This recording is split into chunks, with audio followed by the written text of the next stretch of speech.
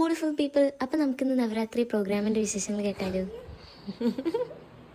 അപ്പോൾ ഇപ്രാവശ്യത്തെ നമ്മുടെ പ്രോഗ്രാം രാവിലെ ആയിരുന്നു ഗൈസ്. അതുകൊണ്ട് തന്നെ നമ്മൾ തലേന്ന് ഉറങ്ങിയിട്ടില്ല. അതുകൊണ്ട് തന്നെ മരപ്പിരി പോയവല്ലായിരുന്നു ഞാൻ ഇരിക്കേണ്ടത്. അഞ്ച് നമ്മൾ ആദ്യം തന്നെ എൻ്റെ ഹെയർ ആയിരുന്നു ഞാൻ പോയി ചെയ്തത്. ഓരോരുത്തരെ മാറി ഹെയർ ചെയ്തു, മേക്കപ്പ് ചെയ്തു, ഡ്രസ്സിങ് ഒക്കെ ചെയ്തു. അങ്ങനെ സുന്ദരിയായി ഞങ്ങളെല്ലാവരും. അതിൻ്റെ ഇടയിൽ ഞാൻ നിങ്ങൾക്കൊരു കഥ ചൊല്ലട്ടുമാ. ലൈഫിൽ നമ്മൾ പല കാര്യങ്ങളും മറന്നാലും ദൈവം ചില കാര്യങ്ങൾ മറക്കില്ല. അങ്ങനെ എൻ്റെ ലൈഫിലെ ആ ഒരു കാര്യമാണ് ഈ ഡാൻസ്. സാങ്കേതിക കാരണത്താൽ 9ാം ക്ലാസ്സിൽ അരങ്ങേറ്റം കഴിഞ്ഞതിന് ശേഷം എനിക്ക് ഡാൻസ് പഠിക്കാൻ പോകാൻ പറ്റിയിട്ടില്ല. അന്ന് അവിടെ ഡാൻസ് നിർത്താൻ ഞാൻ പിന്നൊരിക്കലും ഞാൻ വിചാരിച്ചിട്ടില്ല ഞാൻ വീണ്ടും ചലങ്ക കെട്ടും ഡാൻസ് കളിക്കുന്നൊന്നും. പിന്നെ എനിക്ക് ചലങ്ക ഇട്ട് ഡാൻസ് കളിക്കാൻ പറ്റിയത് അങ്ങ് വടക്കുന്നതല്ല വെച്ചാൽ കഴിഞ്ഞ രാത്രിയില്ലേ, അന്നായിരുന്നു ഞാൻ കയറിയത്.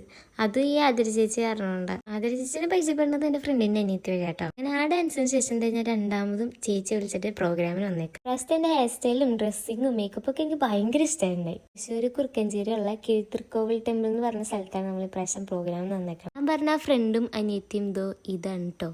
ഇതാണ് എൻ്റെ ആ ദൈവദൂതൻ. ഞാൻ വിളിച്ചിട്ട് വേറെ 2 കൂട്ടുകാരും വന്നിട്ടുണ്ടായിരുന്നു കേട്ടോ. ആക്ച്വലി ഞാൻ കുറേ പേരെ വിളിച്ചു. രാവിലെ ഏത് പറഞ്ഞിട്ട് എല്ലാവരും മടിച്ച് ആരും വന്നില്ല. അത് കഴിഞ്ഞപ്പോഴത്തേക്ക് എൻ്റെ അമ്മയും അനിയനും വന്നു.